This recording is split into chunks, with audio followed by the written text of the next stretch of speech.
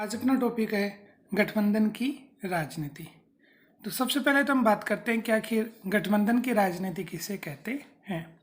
तो देखो, जब विभिन्न राजनीतिक दल जो पॉलिटिकल पार्टियां हैं वो आपस में मिलकर के न्यूनतम साझा कार्यक्रम के अपने निश्चित जो उद्देश्य हैं, ठीक है, सभी राजनीतिक दलों को एक साझा कार्यक्रम बनाया जाता है कि हम इस आधार पर क्या करेंगे, काम करेंगे। और उस पर जब राजनीतिक गतिविधियों का वो संचालन करते हैं, उनको अंजाम देते हैं, तो उसे क्या बोलते हैं, गठबंधन की राजनीति।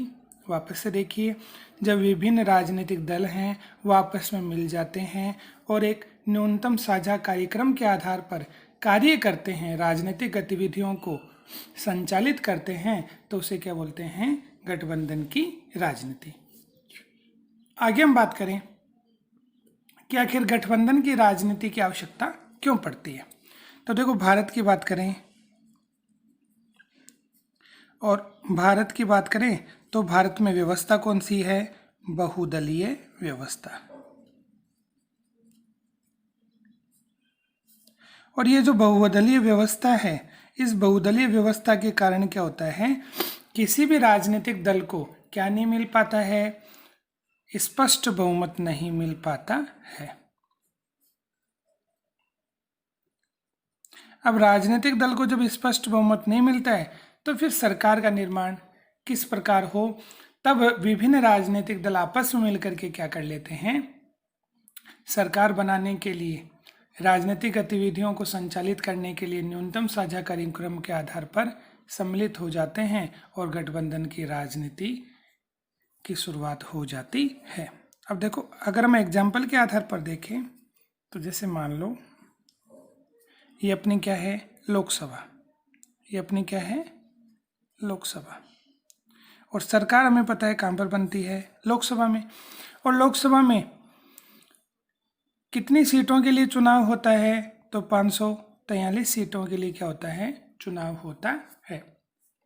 अब स्पष्ट बहुमत का मतलब है कि आधे से एक अधिक, अगर कोई भी राजनीतिक दल है वो कितनी सीटें प्राप्त कर ले, 272 सीटें प्राप्त कर ले, तो वो स्पष्ट बहुमत प्राप्त करके किसका निर्माण कर लेगा, सरकार का निर्माण कर लेगा।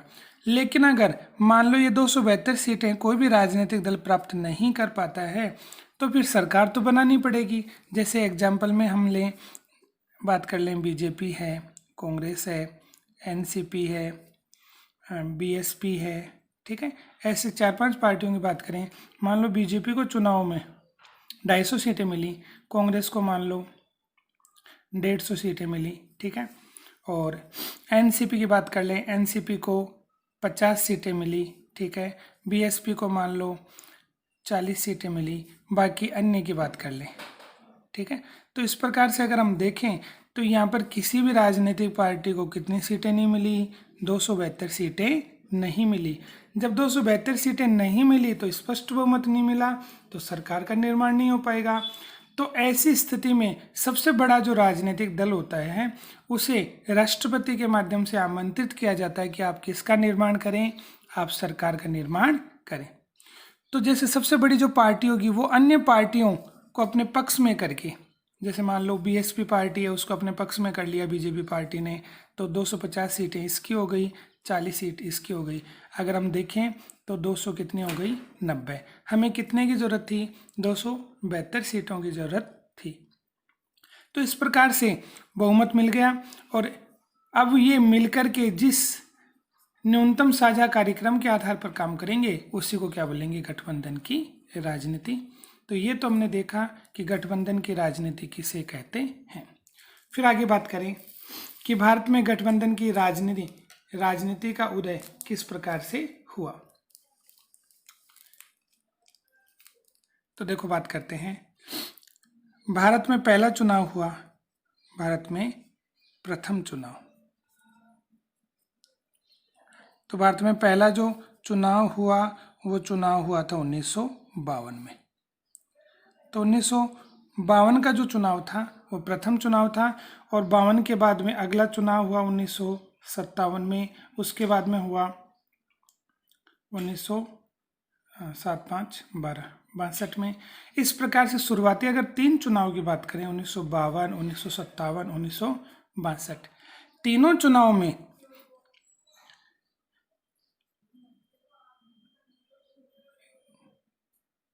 केंद्र में सरकार किसकी रही? तो केंद्र में सरकार रही किसकी? कांग्रेस की। किसकी सरकार रही? कांग्रेस की सरकार रही। अब कांग्रेस की सरकार क्यों रही? क्योंकि आपको पता है 28 दिसंबर 1885 में कांग्रेस की क्या हुई थी? स्थापना। तो 28 दिसंबर 1885 में कांग्रेस की स्थापना हुई थी। पुरानी पार्टी थी और जितने भी भारत में राष्ट्रीय आंदोलन हुए थे उसमें कांग्रेस पार्टी ने बढ़ चढ़ करके क्या लिया था? भाग लिया था।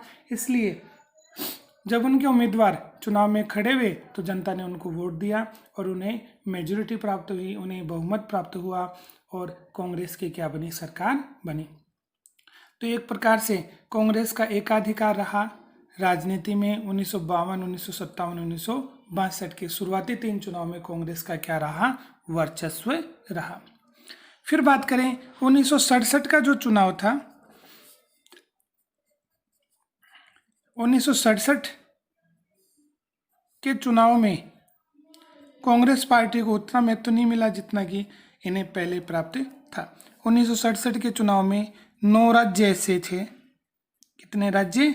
9 राज्य। तो 9 राज्य ऐसे थे जहां पर कांग्रेस पार्टी को क्या प्राप्त नहीं हुआ? बहुमत। बहुमत नहीं मिला। ठीक है, किसे बहुमत नहीं मिला? तो कांग्रेस को बहुमत नहीं मिला। इनमें से एक राज्य में, राजस्थान की बात करें तो राजस्थान में अन्य पार्टियों को मिलाकर के कांग्रेस ने क्या बनाई? सरकार बना ली। लेकिन 8 राज्य ऐसे थे जहां पर कांग्रेस की सरकार ही नहीं मिली। तो इस प्रकार 9 राज्यों में बहुमत नहीं मिला, एक में मिलीजुली सरकार का कांग्रेस ने क्या कर लिया? निर्माण कर लिया। लेकिन केंद्र में भी कैसे जैसे करके उन्होंने क्या कर लिया? सरकार का निर्माण कर लिया। तो 1967 के चुनाव में पहली बार कांग्रेस का जो वर्चस्व था, ठीक है, उसको नुकसान पहुंचा और यहीं से भारत में किसकी शुरुआत मानी जाती है? गठबंधन की राजनीति। तो गठबंधन की राजनीति की शुरुआत कब से मानी जाती है? 1967 से मानी जाती है। फिर हम बात करें 67 के बाद में 1977 का समय ऐसा आया था जब पहली बार, तो 1977 में पहली बार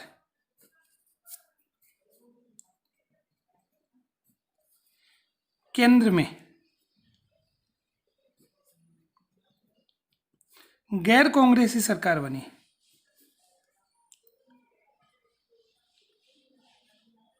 तो पहली बार केंद्र में कांग्रेस की सरकार नहीं बनी 1977 के चुनाव में। तो जनता पार्टी की सरकार बनी थी, आगे हम इसकी बात करेंगे।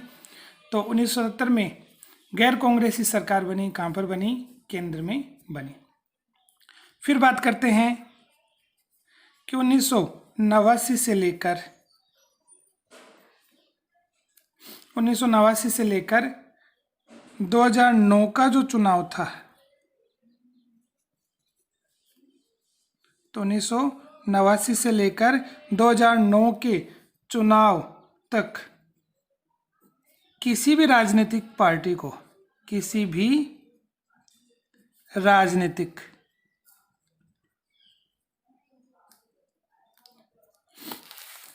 तो 1989 से लेकर 2009 के चुनाव तक किसी भी राजनीतिक पार्टी को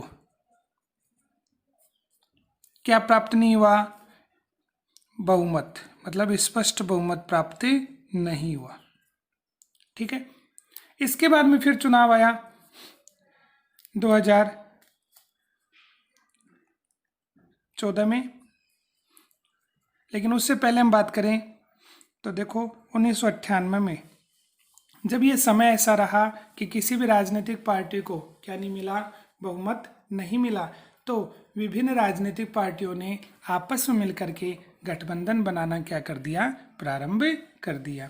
तो 1998 में एक गठबंधन बनाया गया जिसको कहा गया NDA, तो नेशनल डेमोक्रेटिक अलायंस, राष्ट्रीय जनतांत्रिक गठबंधन। तो राष्ट्रीय जनतांत्रिक गठबंधन कब बनाया गया?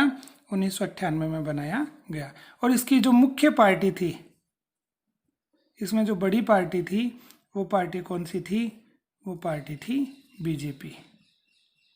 ठीक है, तो ये गठबंधन की शुरुआत इसलिए हुई कि बहुदलीय व्यवस्था भारत में शुरू हो चुकी थी और उसके कारण क्षेत्रीय पार्टियों का प्रभाव बढ़ता जा रहा था और किसी भी राजनीतिक दल को स्पष्ट बहुमत प्राप्त नहीं हो रहा था।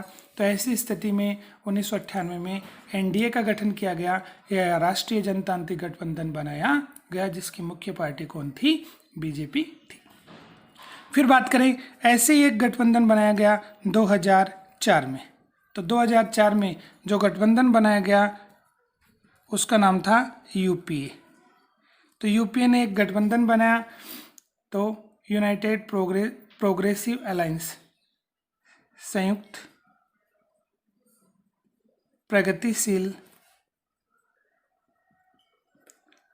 प्रगतिशील गठबंधन।